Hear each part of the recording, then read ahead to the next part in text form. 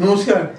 সাহিত্যটা আমার মনে হয় প্রথম থেকেই স্কুল জীবন থেকেই আমার আরম্ভ হয়েছে সাহিত্যের সঙ্গে যোগাযোগ। প্রথম যখন স্কুলে পড়ি তখন আমার প্রথম রচনা প্রকাশিত হয় স্কুলের সাময়িকীতে। সেই রচনাটার নাম হচ্ছে জীবন পথিক। কয়েকটা লাইন আমি বলছি সেই রচনাটার। জীবন পথিক যাত্রা করে শুরু, বক্ষে তোমার কম্পন দুরু দুরু, চক্ষে তোমার উজ্জ্বল জ্যোতিষিকা, ললাটে তোমার নবীন ভাগ্য লিখা। তিমির রাত্রি কেটে যাবে অচিরেই, পদ্মপ্রাণের শৃঙ্খল টুটিবেই। এইটা আমার প্রথম প্রকাশিত কবিতা সাময়িকীতে। আমাদের মাস্টারমশাই আমাকে খুব ভালোবাসতেন। তিনি আমাকে বলেন যে তোর সাহিত্যের এই ব্যাপারটা তুই সঙ্গে সঙ্গে রাখবি, মাথায় রাখবি। আমি তার কথা মানতে পেরেছি বলে আমি নিজেকে ধন্য মনে করি। বাংলা যে অসম্ভব একটা বাংলা ভাষা, যে সুন্দর ভাষা, রবীন্দ্রনাথের ভাষা, বাঙালি এত জনের ভাষা, এই ভাষাকে আমি শ্রদ্ধা করি, সম্মান করি। এই ভাষার একজন লেখক হিসাবে আমি নিজেকে ধন্য মনে করি।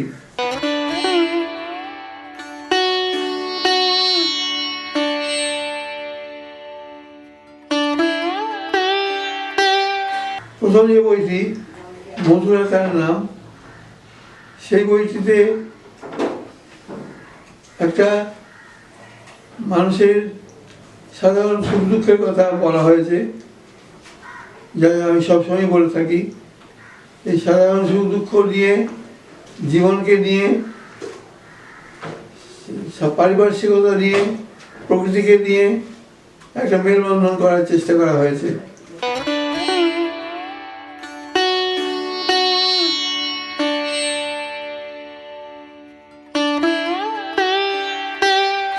চিকিৎসা বিষয়ে মানুষের সঙ্গে ডাক্তারদের একটা জনসংযোগ হয়, খুব বড় একটা ব্যাপার। এটাতে অনেক সাহিত্যের উপাদান থাকে, যেগুলো যারা আমাদের বরেণ্য পূর্বসূরি বনফুল। বাংলা সাহিত্যে অনেক চিকিৎসক আছে যারা মানুষের সুখ দুঃখ, বেদনা, আশা, নিরাশা, হতাশা এগুলো ব্যক্ত করেছেন সমাজের পারিপার্শ্বিকতা।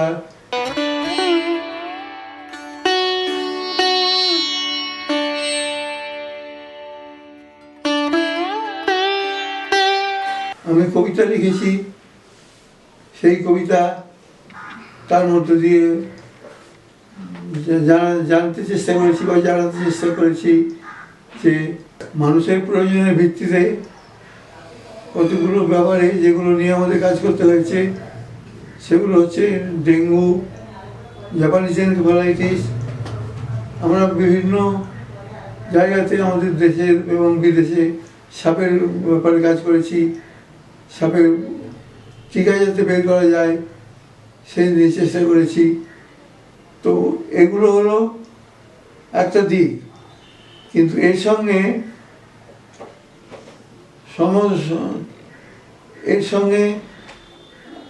চিন্তা ভাবনা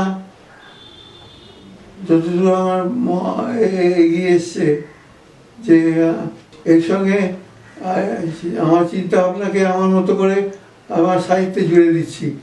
সাহিত্যের যে অংশ, সে অংশ বারবার আমি চেষ্টা করেছি যে চালিয়ে যেতে, যতটুকু পেরেছি চালিয়ে যেতে চেষ্টা করেছি।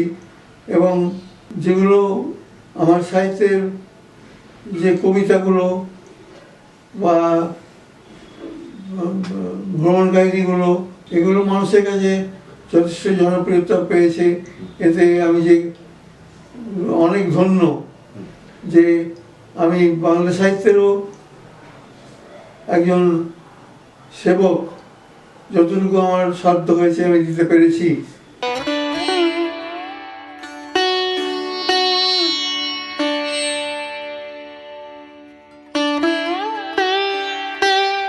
চিকিৎসা বিজ্ঞান নিয়ে আমার অনেক ব্যস্ততা, অনেক কাজ করতে হয়েছে।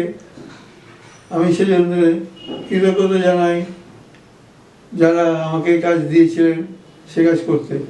কিন্তু তার সঙ্গে সাহিত্য, এটা যে আমার পুরোপুরি, আমি সাহিত্যের উপর যে আমার একটা গোপন আবেগ ছিল, ভালোবাসা ছিল, একটা গোপন আবেগ ছিল, সাহিত্যের উপর আমার যে একটা গোপন আবেগ ছিল, একটা ভালোবাসা ছিল, সেটা ততটা আমি প্রকাশ করতে পারিনি, যা করেছি অন্য লেখালেখির ক্ষেত্রে।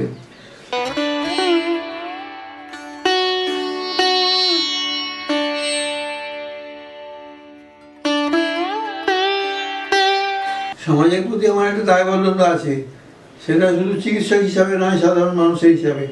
যখন লিখতে আরম্ভ করলাম তখন ভাবলাম যে এই দায়িত্ব এই যে সমাজের প্রতি আমার কর্তব্য, তার থেকে সেই কর্তব্য নিয়েই আমার কাজ করে যেতে হবে। এবং আমি যতদূর পেরেছি সাহিত্যকে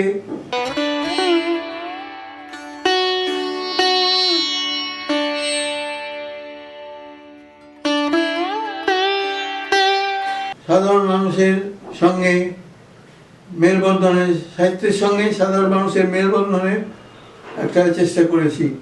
এবং সেই দিক দিয়েই আমি সব ভাবনাগুলোকে আমার চালিত করার চেষ্টা করেছি। মানুষের সঙ্গে যোগাযোগ অক্ষুণ্ণ যাতে থাকে, মানুষ যাতে মানুষের জীবনের সুখ দুঃখ, আশা নিরাশা, ভালোবাসা, তার জীবনের যে আনন্দ, সেই আনন্দ যাতে উপভোগ করতে পারা যায়, সেই রকম চিন্তাধারার মধ্যে দিয়েই আমি আমার কাজগুলো করেছি।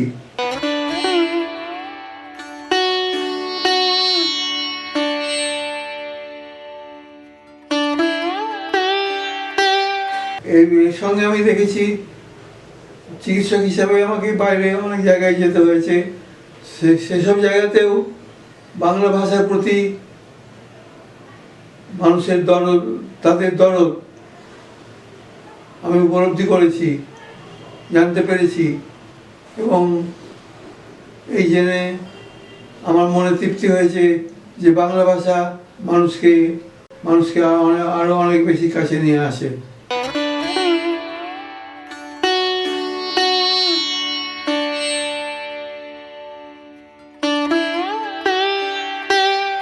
একটা সময় ছিল যখন বাঙালি তার সাহিত্যের উপরে একটা ভালো লাগা, ভালোবাসা ছিল, এখনও আছে। এবং সেইটা থেকে আমি মনে করি যে বাংলা ভাষা ভবিষ্যতে আরও উন্নত হবে, পথ দেখাবে। এবং তার একজন ক্ষুদ্র সৈনিক হিসেবে আমি নিজেকে বাঙালির এইভাবে লিখতে পেরেছি বলে আমার নিজেকে আমি ধন্য মনে করি। আমি একটা কথা বলতে চাই যে ইলেকট্রনিক মিডিয়ার যে দাপট, সেটা খুব বেড়ে গেছে। কিন্তু তা সত্ত্বেও আমার যে মনে হয়েছে যে বই কেনার যে দাপট, বই কেনার যে ইচ্ছা, মানসিকতা মানুষের, বই নিয়ে বাংলা বই কেনার যে ইচ্ছা, উৎসাহ, সেটা এখনও আছে মানুষের মধ্যে। এবং এই জন্য আমি মনে করি যে বাংলা ভাষা তার যে এগিয়ে যাওয়ার ব্যাপারটা, সেটা চলবে, সেটা চালু থাকবে।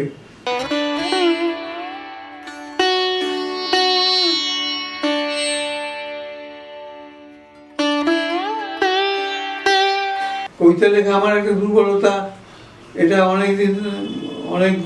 অনেক কালের ব্যাপার। এবং গোপনে হোক, প্রকাশ হোক, কবিতা আমি লিখি এবং সেই কবিতা প্রকাশিতও হয়েছে অনেক জায়গায়। এই জন্য আমি নিজেকে ধন্য মনে করি যে কবিতা আমাকে কিছু মানুষের সঙ্গে নতুন করে পরিচয় করিয়ে দিয়েছে।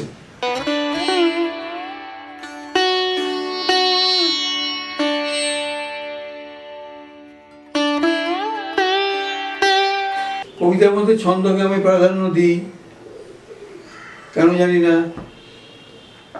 এবং এই সনেটে কবিতার মধ্যে ছন্দকে আমি প্রাধান্য দিই। এই ছন্দ মেনে কবিতা লেখা আমার একটা অভ্যাস আছে। সনেট নিয়ে একটা গোপন উৎসব ছিল, কিন্তু আমার এই দীর্ঘ জীবনে অনেক কবিতা লিখেছি, সনেট কিছু বিশেষ লিখতে পারিনি, হয়তো 2-4টে কোনো রকমে হয়েছে। কিন্তু হঠাৎ এবার যখন রোগশয্যায় ছিলাম, 4বার আমি হাসপাতাল থেকে ঘুরে এসেছি সম্প্রতি, তখন হঠাৎ কেমন করে কেন যেন সনেটের সঙ্গে আমার একটা অন্য সম্বন্ধ স্থাপিত হলো। সনেট আমাকে আবিষ্ট করে রেখেছিল। গত বছরের 1 বছরের মধ্যে অনেকগুলো সনেট আমি রচনা করেছি এবং সনেটের একটা বইও বের হয়েছে। সনেটের একটা বইও বের হয়েছে।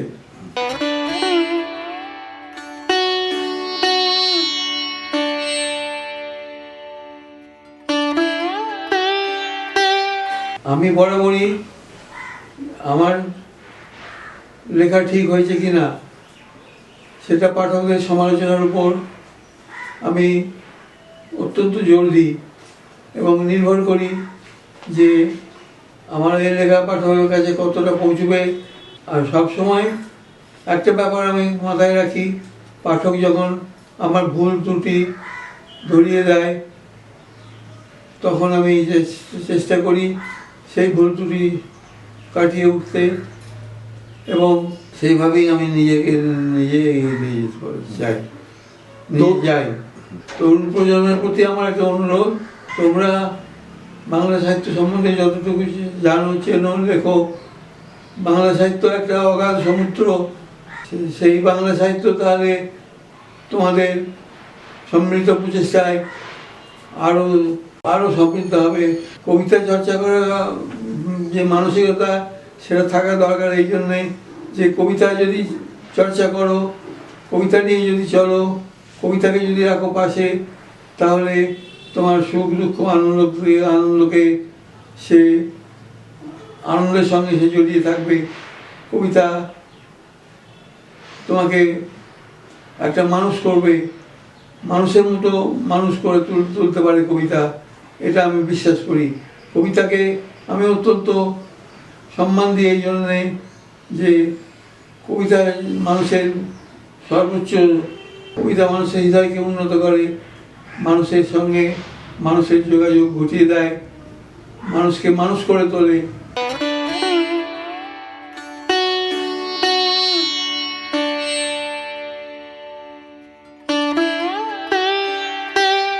সত্যি কথা বলতে কি, কবিতার মধ্যে একটা রহস্য থাকে, খুঁজে নেওয়ার সেই প্রয়াসটাই পাঠককে করতে হয়, এবং পাঠক যত তার খুঁজে পায় তত পাঠক নিজে আনন্দিত হয় এবং কবিতাকেও সমৃদ্ধ করে।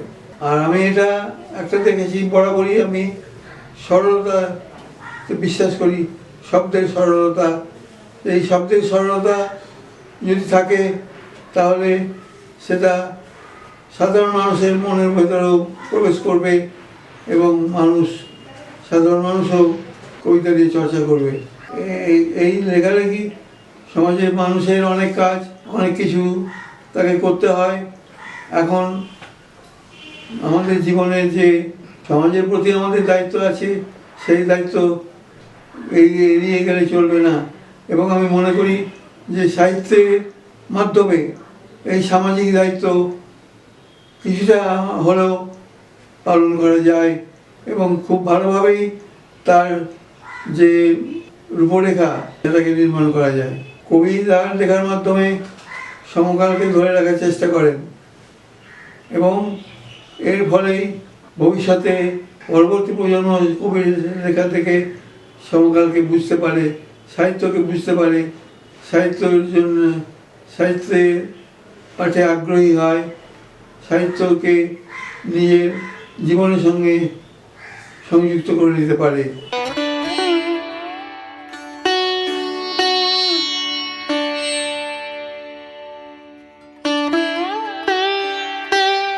একটা রসিকতা করে বলি যে সবাই কি কবি হতে পারেন, সাহিত্যিক হতে পারেন?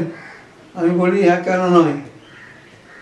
মানুষের ভিতর যে প্রতিদিন আপনি ডায়েরি দেখুন এই প্রতিদিন ডায়েরি লেখা যদি হয়, আপনি চালিয়ে যেতে পারেন, দেখবেন এর ভেতরেই সাহিত্যের রস এসে গেছে, আপনি সাহিত্য রচনা করে ফেলেছেন। এবং আপনি তখন নিজেকেই আপনার নিজেরই ভালো লাগবে, আপনি এই পথ ধরে এগিয়ে যাবেন অনেক দূর। আমি চাই যে এইভাবেই আপনাদের জীবন চলুক, সাহিত্যকে নিয়ে যে আপনাদের যে ভালোবাসা, সেই ভালোবাসা চিরদিনের জন্য থাকবে, এটাই আমি আশা করি। আমি একটা কথা বলতে চাই, মানুষের পাশে থাকুন। কলমের মাধ্যমে কিন্তু অনেক কিছু প্রকাশ করা যায়। আমরা তো জানি যে কলম সব থেকে বড় অস্ত্র মানুষকে চালনা করার ব্যাপারে। এই সাহিত্যের সঙ্গে যতটুকু হোক যোগাযোগ রাখুন। সাহিত্য আপনাকে দেবে আনন্দ, তৃপ্তি, এগিয়ে চলার আশা, ভরসা, মানুষের সঙ্গে মিলন, শত্রুতা নয়, কোনোরকম হিংসা, দেশ বিদ্বেষ নয়। সাহিত্য চায় সব মানুষকে মানুষ করে গড়ে তোলা। মানুষের যে নিজস্ব সম্পদ, মানুষের জীবন যে মানুষের জন্যেই, সেইটা সাহিত্য সব থেকে আগে প্রচার করতে পারে, ভালোভাবে প্রচার করতে পারে। সাহিত্য চর্চা করলে আপনাদের নিজের মন মানসিকতা আরও অনেক বেশি ভালো থাকবে। শেষে একটাই কথা বলতে চাই, সব তো আনা যায় না, সব তো বলা যায় না। প্রত্যেকেই কিছু না কিছু, প্রত্যেকের জীবনে কিছু গোপনীয়তা থাকে। তার থেকে আপনি আপনার নিজের মতন করে কিছু বাছাই করে লেখালেখি করুন, যেটাই সাহিত্য হয়ে যাবে। আমি চাই যে এই সাহিত্যের প্রসার হোক এবং বাংলা সাহিত্যের ক্ষেত্রে সেই প্রসার অবাধ অনন্ত হোক, বাংলা সাহিত্য চিরজীবী হোক, এটাই আমি চাই। প্রত্যেকে শ্রদ্ধা সমস্যা অভিনন্দন জানাই। প্রত্যেকে ভালো থাকুন, সুস্থ থাকুন। এই জীবন প্রতীকের পথ চলা শুরু হয়েছিল, পথ চলা শেষ হয়ে আসছে। এই সময়ে আমি আমার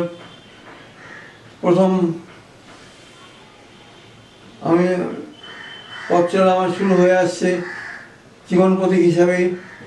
যে পথ চলা আরম্ভ হয়েছিল, আমার মনে হয় যে আমি তার মধ্যে দিয়ে অনেক কিছু নিজে পেয়েছি, সমাজকে দেওয়ার চেষ্টা করেছি। আজকে সবশেষে আমি আমার বিনম্র প্রণাম জানাই প্রথম আমার পৃথিবীকে। পৃথিবী দিয়েছে প্রাণ এবং গান, সেই প্রাণ এবং গান নিয়েই আমি পথ চলেছি। এবং সবশেষে পৃথিবীর সবাইকে আমার প্রণাম জানাই, যে পৃথিবীকে ভালোবেসে পৃথিবীর জন্য কিছু করতে পেরেছি, এই আনন্দটুকু নিয়ে আমি যেতে পারছি। এটাই আমার স্পষ্ট করে বলার একটা, এটাই আমার আপনাদের কাছে আমি সবিনয়ে বলছি, স্পষ্ট করে বলছি। পৃথিবীকে আমি ভালোবেসেছি, পৃথিবীর মানুষকে আমি ভালোবেসেছি। কাজেই এই পৃথিবীর মানুষকে ভালোবাসা, তাকে যে সম্মান করা, এই পৃথিবী থেকে আমি অনেক পেয়েছি। অনেক আপনাদের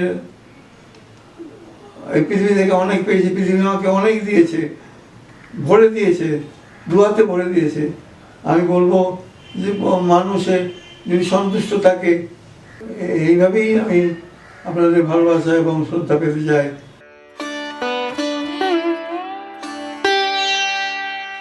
কবিতা লিখেছ তুমি? ভালো, বেশ বেশ হয়েছে কেমন দেখি? সতেজ স্বরে, চোখ দুটো ঝলমলে, বুকে নামে ঢল, রহস্য রয়েছে ঘিরে সুন্দর বিরল। বাঙালি মানুষ চায় মানুষ সবাই, বাঙালি মানুষ চায় মানুষ সবাই কবি হোক, এর থেকে বড় কিছু নাই। একটি কবিতা তুমি লিখবে যখন, আবেগে আপ্লুত হবে তনু প্রাণ মন। এত সব কবিতা যে কোথা থেকে আসে, স্নায়ুর সরণি বেয়ে ঢেউ হয়ে ভাসে। লক্ষ কোটি কবিতার তরি পাল তুলে বাঙালি হৃদয় নিয়ে চলে হেলে দুলে। মনে রেখো, যত তুমি কেউ কেটা হও, কবিতা যদি না লেখো বাঙালিই নও।